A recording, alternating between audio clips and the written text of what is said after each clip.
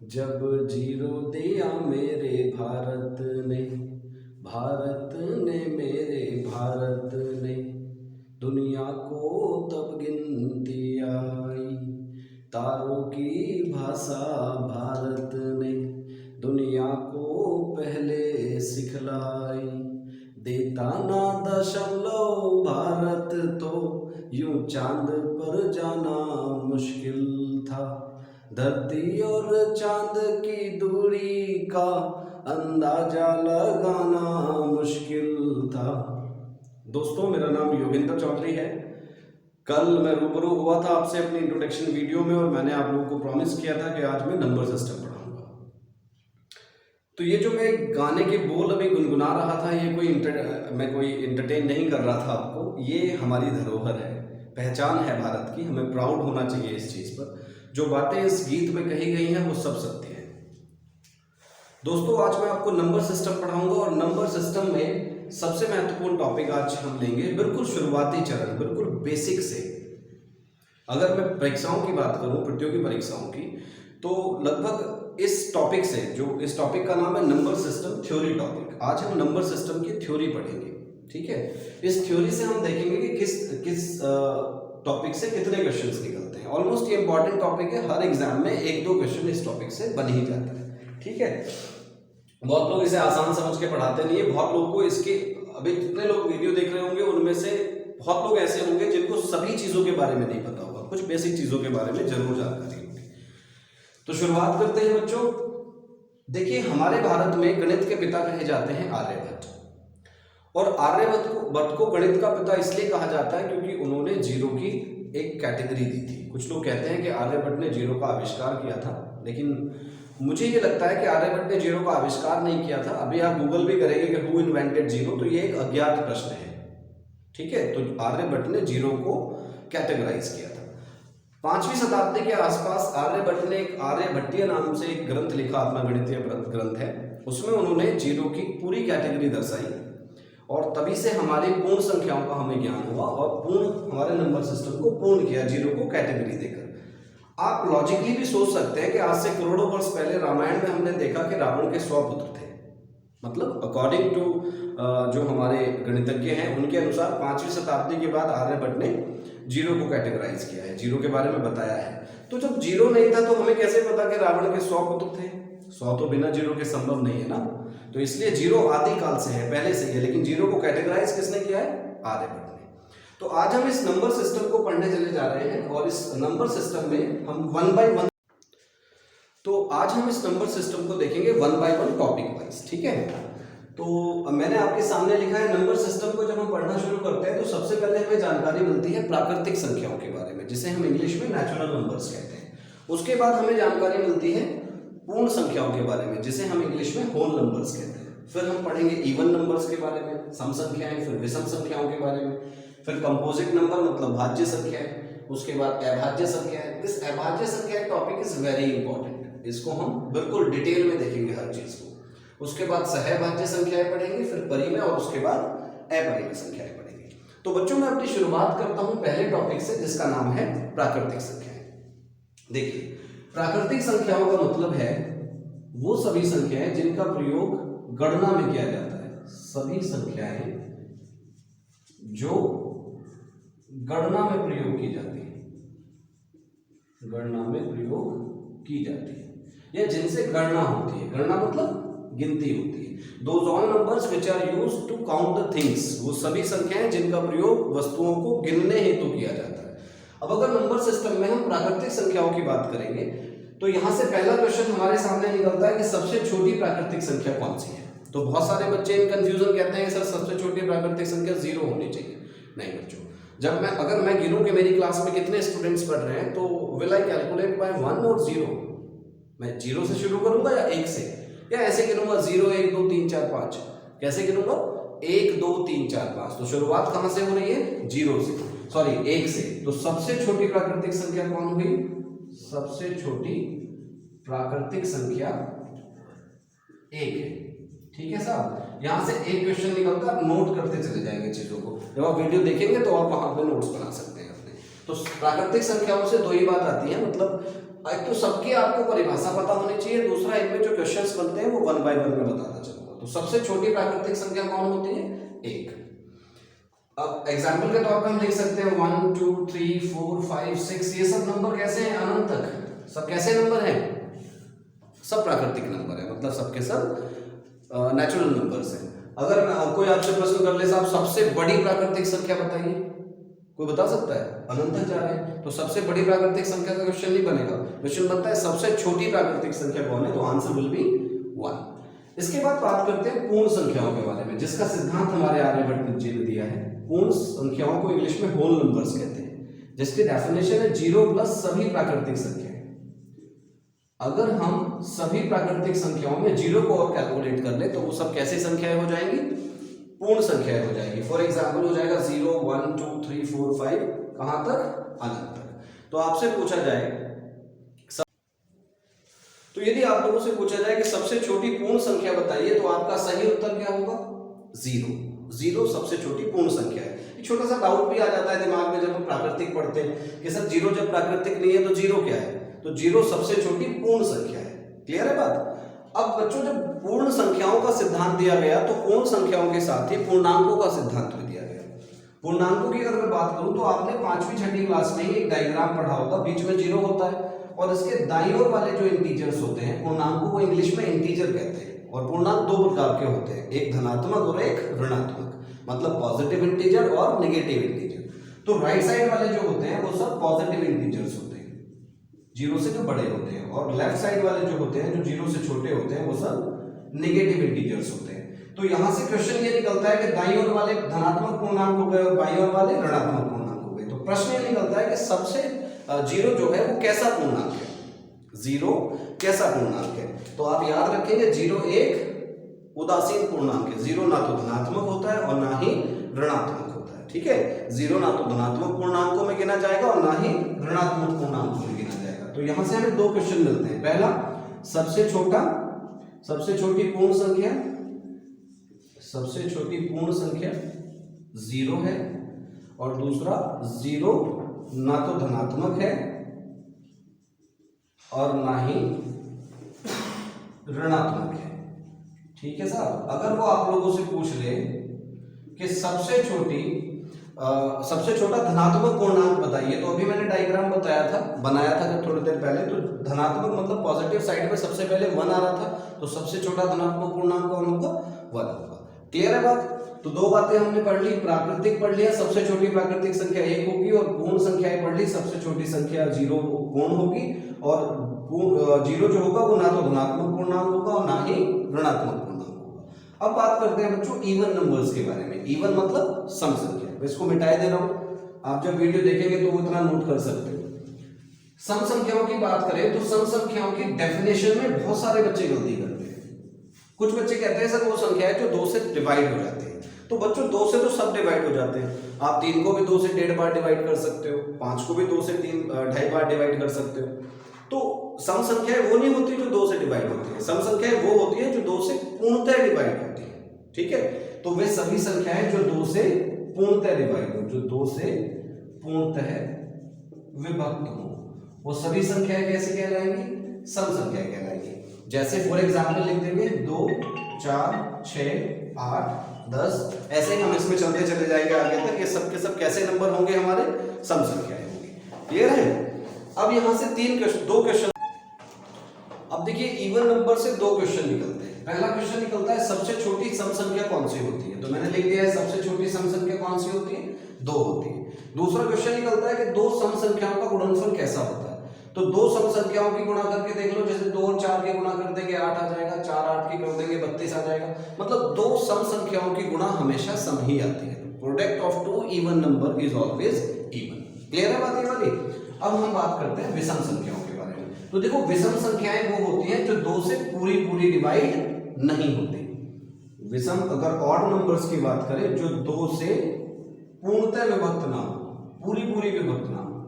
जैसे for example अगर हम बात करेंगे तो 1 3 5 7 9 11 ऐसे ही बढ़ते चले जाएंगे कहां तक? इनफिनिट। तो यहां से पहला क्वेश्चन वही निकला कि सबसे छोटी विषम संख्या कौन सी है? तो सही उत्तर होगा 1। सबसे छोटी विषम संख्या कौन है? 1 है। दूसरा क्वेश्चन निकलता है दो विषम संख्याओं का गुणनफल कैसा होता है। तो आप सब लोग जानते हैं दो विषम संख्याओं का गुणनफल हमेशा विषम ही होता है। फॉर एग्जाम्पल, आप रटने वाली बात नहीं है, गणित रटने का विषय नहीं होता, आप हर चीज को लॉजिकली समझे। दो विषम संख्याओं को पूछ रहा है तो आप दो विषम संख्याओं की गुणा करके देख लो, 2 की, 3 की, 4 की, सब विषम ही आएंगी। जैसे अगर मैं 1 की और 3 की गुणा करूं तो 3 आएगा, 1 3 5 की गुणा करूं तो 5 3 15 1 15 आएगा, 3 5 7 की गुणा करूं तो 5 3 15 7 105। मतलब जब भी आप दो या दो से अधिक विषम संख्याओं की आपस में गुणा करेंगे तो आपका प्रोडक्ट हमेशा विषम ही आएगा। तीसरी बात यहां से निकलती है बच्चों कि एक सम और एक विषम का गुणनफल कैसा होता है। क्वेश्चंस आ रहे हैं ये पेपर में जो मैं बता रहा हूं आपको।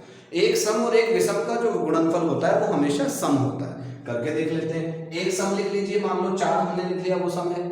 एक विषम लिख लीजिए, मान लीजिए हमने 7 लिख लिया वो विषम है। तो 4 और 7 की गुणा करोगे तो कितना आएगा, 28।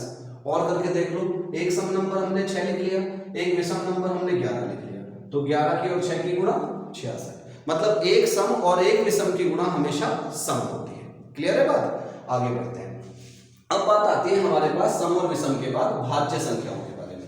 तो भाज्य संख्याएं बच्चों नाम से दिख रहा है, भाज्य मतलब भाग, कंपोजिट नंबर बोलते हैं इंग्लिश में। हमारे गणित में इकलौती एक संख्या ऐसी है जो पूरे मैथमेटिक्स को डिवाइड करती है। एक इकलौती ऐसी संख्या है जिससे आप गणित की किसी भी संख्या को पूरा पूरा डिवाइड कर सकते हैं। ठीक है, इसके अलावा कोई और नंबर तो नहीं है। इसके अलावा एक और बात होती है कि हर संख्या खुद से डिवाइड होती है। तो दो बात हमने सीखी, किताबी लैंग्वेज पे मत जाओ, अपनी लैंग्वेज पे याद करो, अपनी लैंग्वेज पे पढ़ो चीजों को। ये कह रहा है कि मैंने दो बात बताई है, एक तो एक ऐसा नंबर है जो सबको डिवाइड करता है, इसके बाद खुद हर संख्या खुद से स्वयं से डिवाइड होती है। ठीक, अब एक और स्वयं के अलावा जो दूसरों से भी डिवाइड हो जाए वो भाज्य होती है, और जो ना हो वो अभाज्य होती है। ठीक है साहब, जो खुद के और एक के अलावा अन्य संख्याओं से डिवाइड हो जाएगी वो भाज्य संख्याएं होगी। मतलब मैं लिख देता हूं, जो एक व स्वयं के अतिरिक्त अन्यों से भी डिवाइड हो, अन्य संख्याओं से भी विभक्त हो, वो कैसी संख्या होगी? बोल दो जल्दी, भाज्य संख्या होगी। ठीक है, फॉर एग्जाम्पल मैं पहली 10 संख्याएं लिख रहा हूं, 1 2 3 4 5 6 7 8 9 10। राइट, एक बात याद रखना, एक अकेली ऐसी संख्या है जो ना तो भाज्य है और ना ही अभाज्य है। ऐसा क्यों है? क्योंकि एक ही वो संख्या है जो पूरे गणित को डिवाइड करती है, मतलब एक पूरी संख्याओं का राजा होता है। तो एक ना तो भाज्य की कैटेगरी में आता है ना अभाज्य की कैटेगरी में आता है। ये क्वेश्चन एक बार पूछा भी गया है कि ऐसी कौन सी संख्या है जो ना तो भाज्य है और ना ही अभाज्य है। तो आपका उत्तर क्या होना चाहिए? एक ना तो भाज्य की कैटेगरी में है और ना ही अभाज्य की कैटेगरी में। भाज्य अभाज्य के मामले में हमारा नंबर सिस्टम 2 से शुरू होता है। तो एक तो हम इस कैटेगरी से अलग ही कर लिया। क्या 2 अपने अलावा किसी से कटता है? नहीं करता है। क्या 3 अपने अलावा किसी के पाढ़े में आता है? नहीं आता है। क्या 4 अपने अलावा किसी के पाढ़े में आता है? आता है ना, किसके पाढ़े में? 2 के पाढ़े में। तो 4 हमारी पहली भाज्य संख्या हुई। 5 किसी के पाढ़े में नहीं आता अपने अलावा। 6 आता है, 2 के पाढ़े में भी आता है, 3 के में भी आता है। 7 किसी में नहीं आता, 8 आता है, 4 में आता है, 2 में आता है, 9 भी आता है 3 के पाढ़े में, 10 भी आता है। तो इसका मतलब हमारी जो भाज्य संख्याएं हुई वो हुई 4 6 8 9 10 12 14 15 16। ये सब नंबर हमारे कैसे हुए? भाज्य संख्याएं हुई। अब भाज्य संख्याओं से वही 2-3 प्रश्न निकलते हैं। पहला प्रश्न तो ये निकलेगा, सबसे छोटी भाज्य संख्या बताइए। तो your right answer will be 4। सबसे छोटी भाज्य संख्या कौन हो गई? 4। दूसरा क्वेश्चन निकलेगा, ऐसी कौन सी संख्या है जो ना तो भाज्य है और ना ही अभाज्य है? तो अभी भी बताया कौन सी है? 1।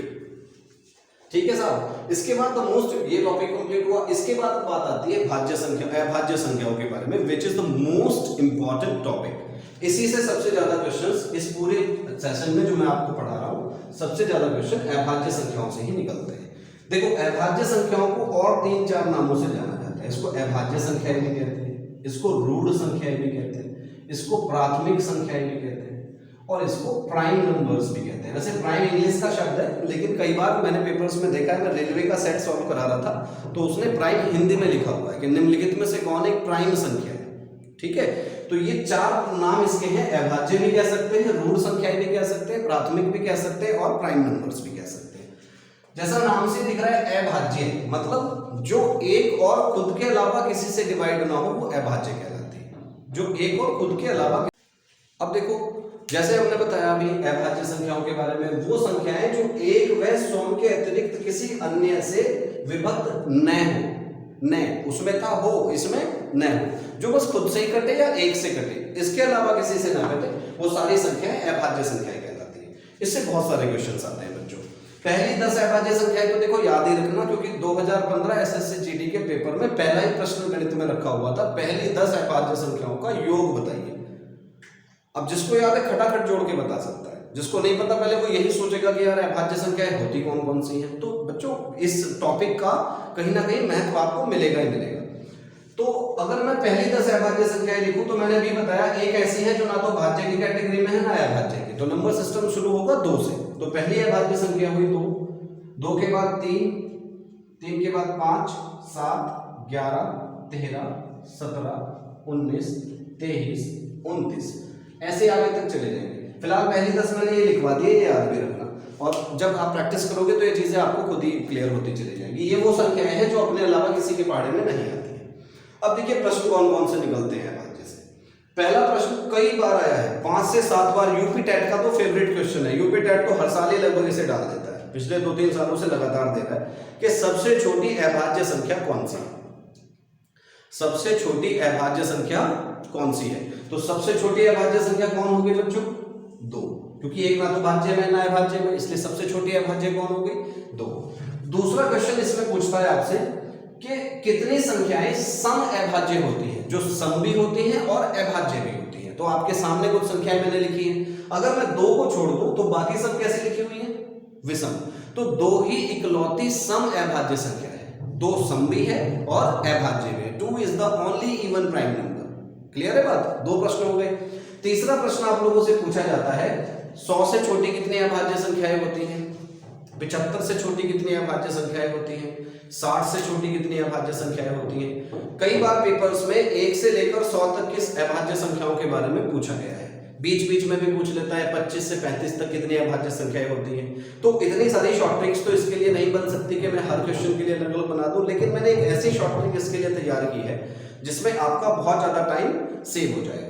अगर मैं आप लोगों से ये कह दूं कि आप 1 से 100 तक की अभाज्य संख्या बताइए और आपको वो बाय मेथड बतानी पड़े, मतलब जिसको नहीं पता है वो तो लिख के ही बताएगा ना, 1 से 100 तक के नंबर लिखेगा और लिखने के बाद देखेगा कौन कौन से कट रहे हैं कौन से नहीं कट रहे हैं। जो नहीं कटेंगे उन सबको मार्क करके लेके जाएगा, फिर गिनेगा, फिर बताएगा साहब कितना है।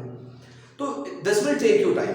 इसमें मुझे लगता है कि 1 से 100 तक की संख्याओं को लिखने में, लिख के गिनने में, गिन के छांटने में आपको अच्छे खासे 2-3 मिनट का समय लग जाएगा। तो इसके लिए हमने बहुत सुंदर सी एक शॉर्ट ट्रिक तैयार। अब देखो अभाज्य संख्याओं के बारे में डायरेक्ट और इनडायरेक्ट 2 तरह से प्रश्न आते हैं। अगर डायरेक्ट प्रश्न आ गया तो प्रश्न होगा 1 से 25 तक की अभाज्य संख्या बताओ, 1 से 50 तक की अभाज्य बताओ, 1 से 75 तक बताओ या 1 से 100 तक बताओ। इनडायरेक्टली से ऐसे भी पूछ सकता है कि 1 से 10 तक की बताओ, ऐसे भी पूछ सकता है 25 से 50 तक की बताओ, मतलब वो किसी भी लेवल पे पूछ सकता है। तो अगर आपने डायरेक्ट सीख लिया तो इनडायरेक्ट आप खुद कर लोगे। अब देखो बच्चों, इसके लिए एक बहुत सुंदर सी शॉर्ट ट्रिक है। इंग्लिश तो आप लोगों की सबकी ठीक ठाक होगी, कमजोर है बहुत सारे बच्चों की, स्पेशली जो पुलिस वगैरह की तैयारी करते हैं उनकी इंग्लिश बड़ी कमजोर होती है, और वैसे इतनी कमजोर भी नहीं होती, ठीक ठाक इंग्लिश होती है सबकी। मैं एक सेंटेंस लिख रहा हूं, देखो अगर आपने इसका मतलब जान लिया ना तो समझो आपकी इंग्लिश बहुत अच्छी है। आई लव यू, ये हमारी एक शॉर्ट ट्रिक है। ये मत सोचना गुरुजी पहली क्लास में क्या कर रहे हैं, पहली क्लास में आई लव यू बोल रहे हैं। देखो वैसे तो with the heart I love you, लेकिन ये एक ट्रिक है हमारी, ये मेरी फीलिंग्स नहीं है, ये एक शॉर्ट ट्रिक है। इसमें से हम लव को काट देते हैं, ठीक है बच्चों, लव को। वैसे बड़ा दुख हो रहा है मुझे लव को काटते हुए, लेकिन चलो काट देते हैं। तो हमारे पास कौन कौन से 2 नंबर मिले, आई और यू। आई कोड सबको याद होंगे भाई, रीजनिंग की तैयारी तो लगभग सभी लोग करते हैं, सबकी ठीक ही होती है। तो आई का क्या कोड है हमारी रीजनिंग में? 9। वाई का कोड क्या है? 25, ओ का 15 और यू का 21। हो गया काम बस। देखिए ध्यान से, इन चारों में सबसे छोटी संख्या कौन सी है बच्चों? 25। और इन चारों में सबसे छोटी संख्या कौन सी है? 9। तो इसका मतलब 25 से छोटी अभाज्य संख्या कितनी होती है? 9। इधर से 25 को हटा लीजिए, इधर से 9 को हटा लीजिए। इन तीनों में छोटा 50 है और इन तीनों में छोटा 15 है। तो 50 से छोटी कितनी अभाज्य संख्याएं होती है? 15। यहां से 50 हटा लीजिए, यहां से 15 हटा लीजिए।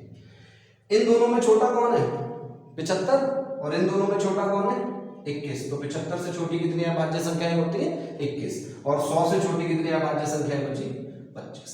तो बच्चों अगर डायरेक्टली आपसे पूछ लिया तो आप तुरंत बता सकते हो, और पेपर में अगर 1% तुम भूल भी गए ना तो तुम वैसे भी बता पाओगे, समझ गए। अगर तुम 1% पेपर में भूल गए तो आई लव यू को कोई नहीं भूलता यार, सब कुछ भूल जाए आदमी ये जरूर याद रहता है, ठीक है।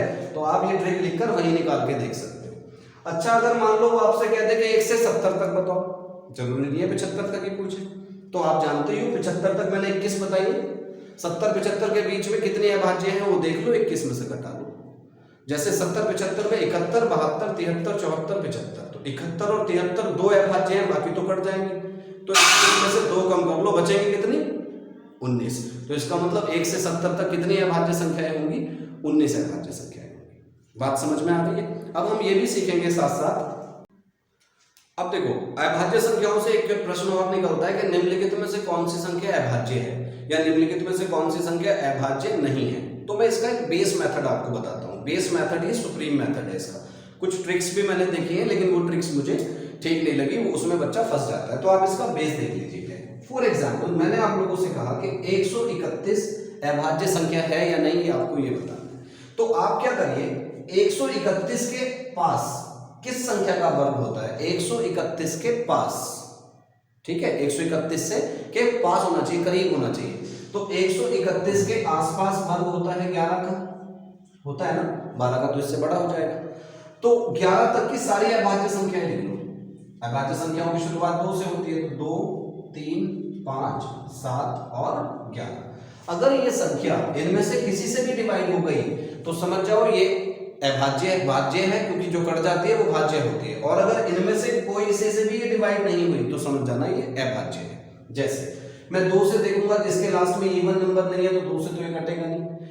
आगे मैं विभाज्यता के नियम पर अभी वीडियो बनाऊंगा, लेकिन अभी मैं शॉर्ट में बता रहा हूँ। 3 का नियम अंकों को जोड़ लेते हैं। 3, 2, 5 नहीं कट रहा है, 5 में लास्ट में 5 है, 0 को 5 से भी ये नहीं कट रहा है। 7 से काटते हैं, देखो 7 एकम 7 बच्चे 6 61, 7 के पाड़े में 61 नहीं आता है।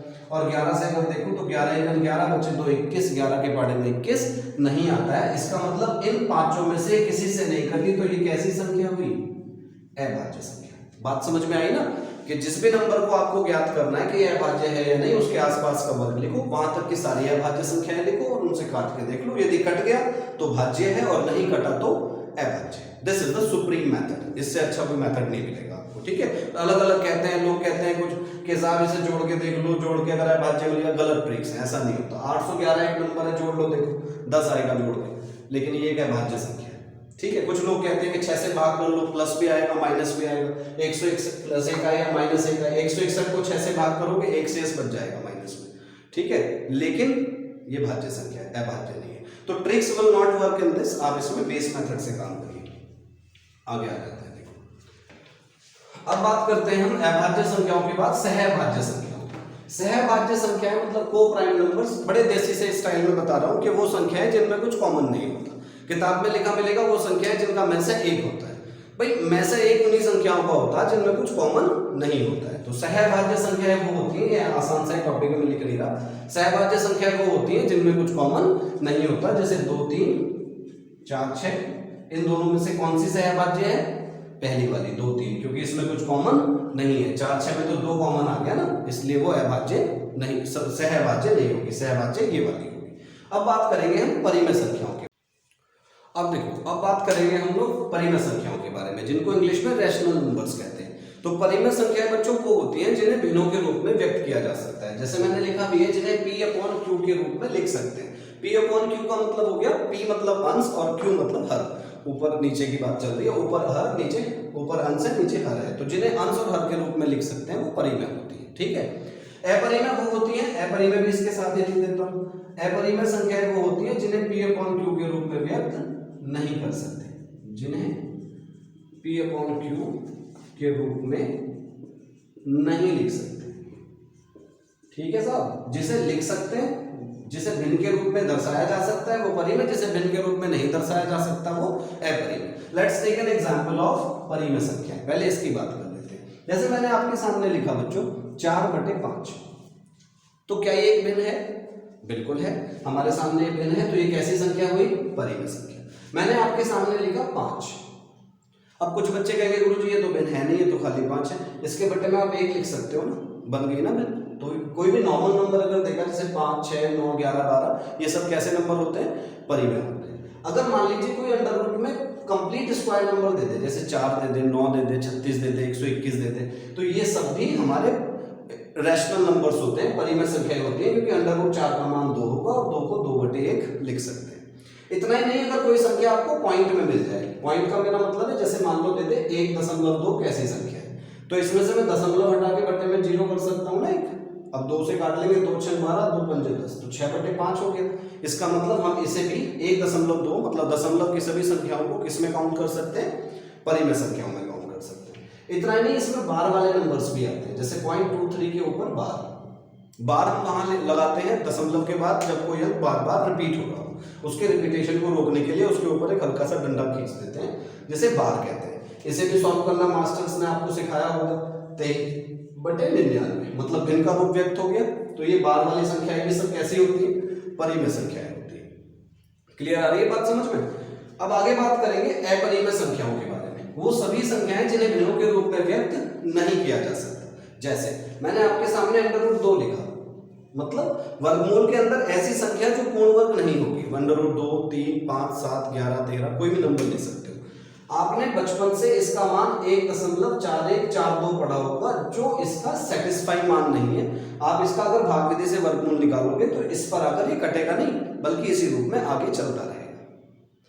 तो जो नंबर जिनका एक एग्जैक्ट वैल्यू नहीं होती है, उन सबको हम अपरिमेय संख्याओं में रखते हैं। इसमें एक बड़ा इंटरेस्टिंग टॉपिक आता है पाई वाला, कि पाई कैसी संख्या है। तो पाई एक अपरिमेय संख्या। कैसी संख्या है पाई? एक अपरिमेय। इसका रीजन समझो, ये पाई जो है अपरिमेय संख्या क्यों है, इसका रीजन क्या है? बच्चों हमें सिखाया जाता है कि पाई का मान जो है वो 22/7 होता है। अब 22/7 ही क्यों होता है, मैं इसका भी एक रीजन बताता हूँ आपको। इसके लिए आपको थोड़ा सर्कल में समझना पड़ेगा। एक सर्कल है, इस सर्कल का एक डायमीटर है। कभी भी किसी भी सर्कल की जो सरकमफ्रेंसेस होती है, मतलब हिंदी में अगर पढ़े तो किसी भी सर्कल मतलब वृत्त की जो सरकमफ्रेंसेस मतलब परिधि, किसी भी वृत्त की अगर परिधि को उस वृत्त के डायमीटर मतलब व्यास से अगर आप भाग करोगे तो आपको हमेशा पाई की वैल्यू मिलेगी। पाई की वैल्यू का मतलब 3.14 मिलेगा लगभग में। और ये 3.14 जो है ये 22/7 को सॉल्व करके आता है। समझ गए? कभी भी करके देख लेना। अभी थोड़ा समय का अभाव रहता है, क्योंकि अभी बहुत सारे मतलब अभी नए नए हैं, तो ज़्यादा लंबी वीडियो नहीं बना सकते, इसलिए इसको मैं किसी दिन फिर आपको डिटेल में समझाऊंगा। तो बस इतना याद रखना, करके देख लेना। जिन बच्चों का मैथ ठीक है, मान लो परिधि मान ली 88, तो 2πr बराबर 88 है, तो पाई की वैल्यू 22/7 रख ले, इनको r बराबर 88, तो 22 दूनी 44 दूनी 88, r बराबर 7 दूनी 14 हो गया, तो व्यास हो जाएगा 28। तो अगर 88 को 28 से भाग करके देखूंगा, करके देख लेना, 3.14 आएगा। कोई और नंबर ले लो, 44 ले लोगे तो त्रिज्या 7 और 7 का दुगना व्यास हो जाएगा 14। 14 से अगर आप 44 को भाग करोगे तब भी 3.14 ही आएगा। तो बच्चों एक बहुत बड़ी विडंबना ये है, मैं कैलकुलेटर में आप करके देखना, चलो मैं आपको ऐसे ही बताता हूँ। अगर आप 22/7 को पेन से सॉल्व करोगे तो एक स्थिति बार वाली बन जाएगी। 22/7 को अपने पेन से सॉल्व करोगे, 7 से 22 को जब भाग करोगे तो कहीं एक स्थिति जाकर दशमलव के बाद ऐसी आएगी कि वो रिपीट होना शुरू हो जाएगा, और जो रिपीट होता है उसमें बार लग जाएगा। तो इसका मतलब ये हो गया कि 22/7 तो गुरुजी बार वाली संख्या बन गई, तो वो तो परिमेय होनी चाहिए। बिल्कुल है। अगर आपसे पेपर में पूछता है 22/7 कैसी संख्या है, यो आंसर विल बी परिमेय संख्या। ठीक है। लेकिन अगर पाई को पूछता है तो एक बात ध्यान रखना बेटा, पाई का मान 22/7 एग्जैक्ट नहीं होता, वो प्रॉक्सिमिटी में होता है। प्रॉक्सिमिटी का मतलब उसके करीब में होता है, उसके पास होता है। जैसे आप अपने कैलकुलेटर से सॉल्व करना, तो अगर आप कैलकुलेटर से 7 से 22 को भाग दोगे ना, तो एक वैल्यू एक स्थान चेंज आएगी, एक स्थान कहीं 5 आना चाहिए, वहां 6 आएगा। जब आप अपने पेन से सॉल्व करोगे तो पुनः 5 आएगा। ठीक है, करके देख लेना। नहीं होगा तो मैं कल इस डाउट को दोबारा आपको क्लियर कर दूंगा। मैं कमेंट आज खुलवा दूंगा। अभी वीडियो पे जो है कमेंट बंद किए हुए हैं उन्होंने, जिनने सिस्टम सेट किया है, मैं उनसे कह दूंगा जरा कमेंट खोल दें। मुझे कुछ बच्चे फोन भी कर रहे थे, किसी ने मुझे व्हाट्सअप भी करके कहा था कि गुरुजी आपकी वो आई बेलकन पे वो जो आता है घंटा बना हुआ वो नहीं आ रहा है और कमेंट नहीं हो रहे हैं। तो ये चीजें मैं खुलवा दूंगा। किसी को कोई डाउट रहेगा तो मुझे कमेंट में डाल देना, मैं उसको सेटिस्फाई करूंगा। क्लियर होगी बात? तो बच्चों ये थी हमारी आज की क्लास, जिसमें हम लोगों ने मेनली जो पढ़ा है वो बेसिक, ठीक है। तो अभी आज हमने जो पूरी क्लास में पढ़ा वो टॉपिक वाइज इस पूरे सिस्टम को पढ़ा है। एक बार इसको रिवाइज कर लेते हैं। प्राकृतिक संख्याएं वो होती हैं जिनका प्रयोग वस्तुओं को गिनने में किया जाता है। सबसे छोटी प्राकृतिक संख्या क्या बताइए? 1। पूर्ण संख्याएं वो होती हैं जिसमें जीरो और जोड़ देकर 0 1 2 3 4 5 तो वो सब पूर्ण हो जाती है। सबसे छोटी पूर्ण संख्या बताइए 0। 0 कैसा पूर्णांक बताया है? ना धनात्मक है ना ऋणात्मक है। सम संख्या जो 2 से पूरी डिवाइड हो जाती है सम होती है। जो 2 से पूरी डिवाइड नहीं होती विषम होती है। सबसे छोटी सम कौन है? 2। सबसे छोटी विषम कौन है? 1। 2 सम का गुणनफल कैसा है? सम। 2 विषम का गुणनफल कैसा है? विषम। 1 सम और 1 विषम का गुणनफल कैसा है? सम। भाज्य संख्या जो 1 और सम के अतिरिक्त अन्यों से डिवाइड हो जाए भाज्य होगी। पहली भाज्य संख्या कौन है? 4। ऐसी कौन सी संख्या है जो ना भाज्य है ना अभाज्य है? 1। अभाज्य संख्या है जो 1 और सम के अलावा किसी से डिवाइड ना हो, अभाज्य होगी। सबसे छोटी अभाज्य संख्या 2। कितनी संख्या इस समय अभाज्य होती है? केवल एक होती है, वो है 2। 25 से छोटी अभाज्य संख्या है आई लव यू, याद है ना? 25 से छोटी अभाज्य संख्या है 9। 50 से छोटी 15। 75 से छोटी 21 और 100 से छोटी 25। सहभाज्य संख्या है जिनमें कुछ कॉमन नहीं होता, अर्थात जिनका में से एक होता है। रैशनल नंबर्स होते हैं जिनको P/Q या भिन्नों के रूप में लिखा जा सकता है। और इरेशनल नंबर मेरे बच्चों वो होते हैं जिन्हें P/Q के रूप में नहीं लिखा जा सकता, अर्थात जिन्हें हम भिन्नों के रूप में व्यक्त नहीं कर सकते, उनका कोई एग्जैक्ट मान नहीं दिखाई देता है, वो एज इट इज आगे बढ़ते रहते हैं। वो सब हमारे अपरिमेय संख्याओं में ज्ञात किए जाते हैं। तो ये हमारी थ्योरी क्लास थी। कुछ बेसिक चीजें और मैं बता देना चाहता हूं जल्दी कि आप लोगों को क्लास पढ़ने के साथ साथ 3 बात और याद रखनी भैया। 50 तक के वर्ग, 25 तक के घन और 25 तक पहाड़े। ये अगर 3 बात किसी बच्चे की याद है ना मुंह जबानी, तो समझो 40% मैथमेटिक्स पे उसका होल्ड है, उसे 60% पे मेरे साथ मेहनत करनी है।